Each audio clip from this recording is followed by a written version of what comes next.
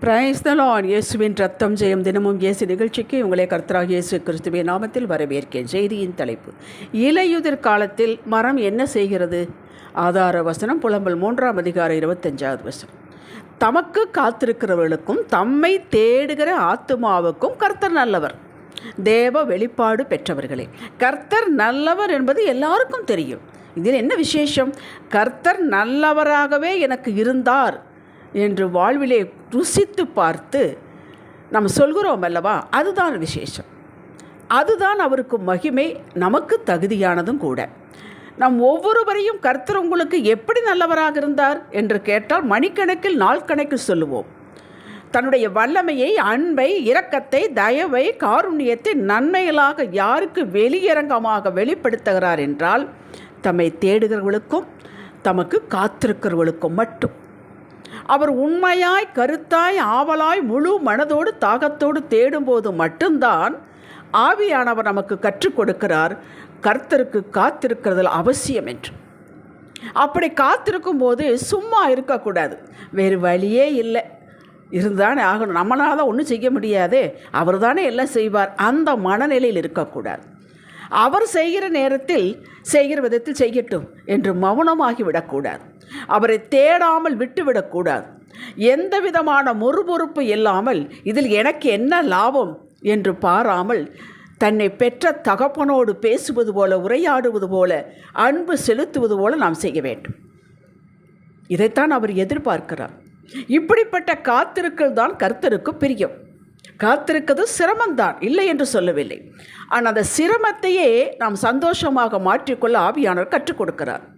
தேடும்போது கர்த்தருக்குள்ள மகிமையை,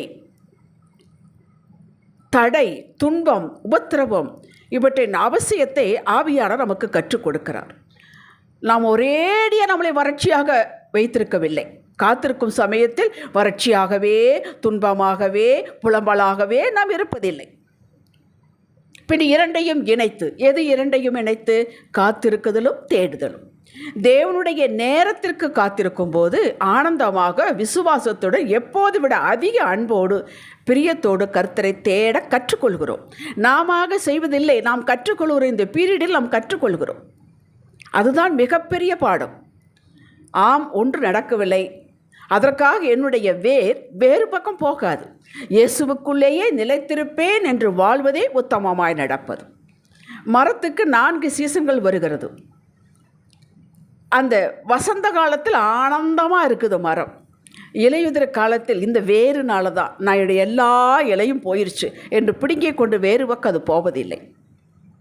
அப்படித்தான் நாம் எந்த மனநிலையில் அவரோடவே உறுதியோ இருக்கிறோமோ அவர்களுக்குத்தான் வாக்கு. 2 நாளாகும் 16:9. தம்மை பற்றி உத்தம இருதயத்தோடு இருக்கிறவர்களுக்கு தம்முடைய வல்லமையை விளங்க பண்ணும்படி கர்த்தருடைய கண்கள் பூமி எங்கு உலாவி கொண்டிருக்கிறது. அது என்ன உத்தம இருதயம்? என்ன நடந்தாலும் நான் அவரோடு தான் இருப்பேன். அவரை தேடுவதில் நான் சுணங்க மாட்டேன். எப்போதும் போல் இருப்பேன். என் தகப்பன் எனக்கு நல்லது தான் செய்வார். என் தகப்பன் இப்போ என்னை காத்திருக்க வைக்கிறதுனால இன்னொரு தகப்பன் எனக்கு ஒருத்தர் தகப்பனாகிவிட முடியாது. இந்த மனநிலை வேண்டும். வேறு வழியே இல்லை என்று தேடுவோரும் உண்டு. Under compulsion. கிறிஸ்துவனாகிவிட்டோம், கர்த்தரை தேடுவது வாழ்வின் கட்டாய நிலை, இப்படி தேடுவோரும் உண்டு.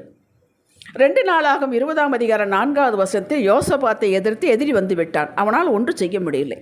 கர்த்தரிடத்தில் சகாயம், உதவி, இதற்காக தேவனை தேடினான்.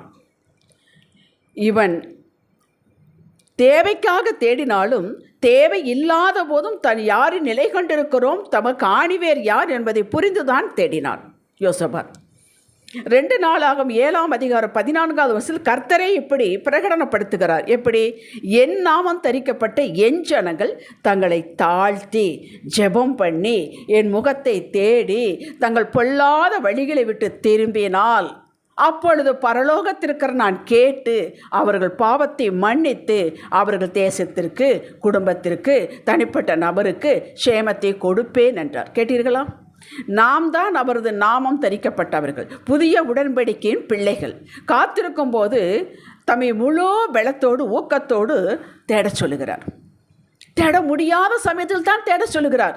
சோர்வு வரும், தேடி என்ன பிரயோஜனம், எத்தனை உபவாசம் போட்டாச்சு என்று சோர்வு வரும். ஆனால் ஆண்டவர் சொல்வது, உன்னுடைய திறமையெல்லாம், உன்னுடைய தைரியத்தையெல்லாம், பலத்தையெல்லாம் திரட்டியாவது நீ தேடு என்கிறார்.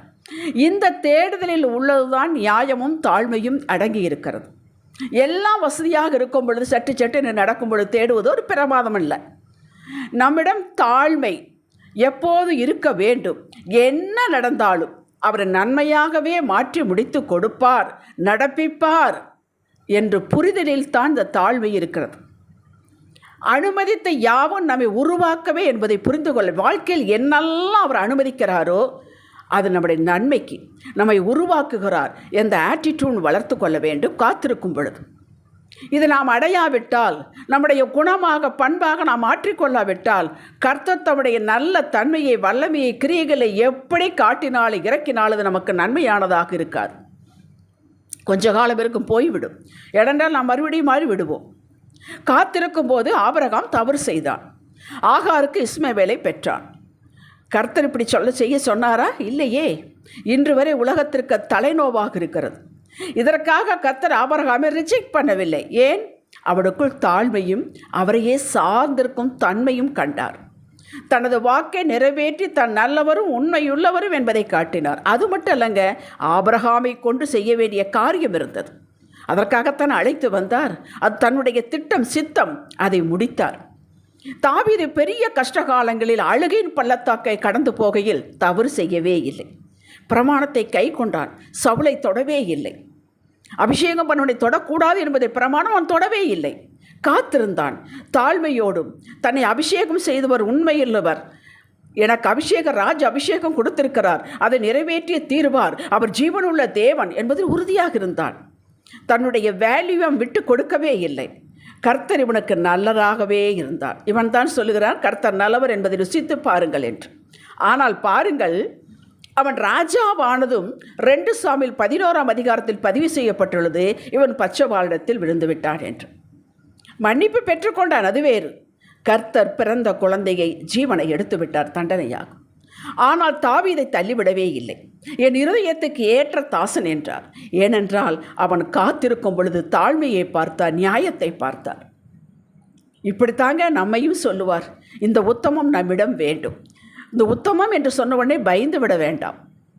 எவ்வளவு காலம் காத்திருக்கிறோம் என்பது காரியம் அல்ல, எப்படி காத்திருக்கிறோம், இந்த பீரியடில் நாம் என்ன செய்து கொண்டிருக்கிறோம், எதை நாம் டெவலப் பண்ணி கொண்டிருக்கிறோம் என்பதுதான் காரியம்.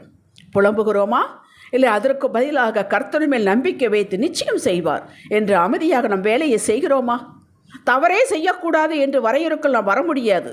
நாம் மனிதர்கள் தான், தவறு செய்வது இயல்பு. ஆனால் தவறு செய்யலாம் என்ற லைசன்ஸ் நமக்கு கிடையாது.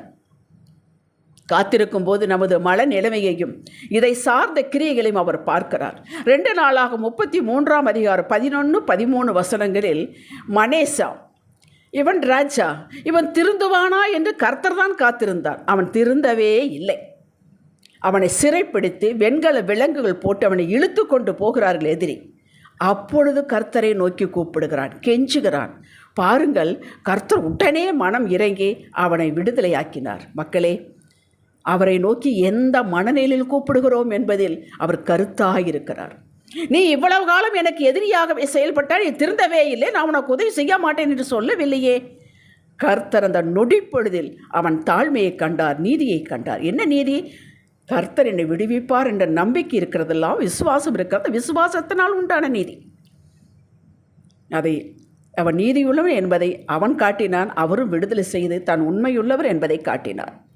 அப்படித்தான் நாம் இருக்க வேண்டும். இதில் ஒன்று குறையவே கூடாது.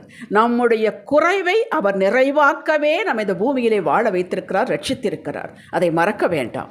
உங்களுக்கு ஒன்றும் குறைவு வராது. ஜெபிக்கலாம். தகப்பனே, நெடுநாளாய் காத்திருக்கிறதில் இருதயத்தை இளைக்க பண்ணும். நாங்கள் விரும்பினது வரும்போதோ ஜீவ விருட்சம் போல் இருப்போம். காத்திருக்கும் போது இன்னும் இன்னும் எங்கள் விசுவாச வேரை கிறிஸ்துவுக்குள்ளேயே இறக்குவோம். தாழ்மையை தரித்து கொள்வோம். நீர் நல்லவர், உண்மை உள்ளவர் என்பதை எங்கள் வாழ்வில் காட்டுவீர் என்று நாங்கள் உறுதியாக எதிர்பார்த்து கொண்டிருக்கிறோம். இயேசுவின் நாமத்தில் பிதாவே, இன்றைய சிந்தனைக்கு கேட்டதெல்லாம் கிடைத்துவிட்டால் என்ன மனநிலை இருக்குமோ அதே மனநிலையில்தான் காத்திருக்கும் போது நான் இருப்பேன். ஆமேன். ஹல்லேலூயா.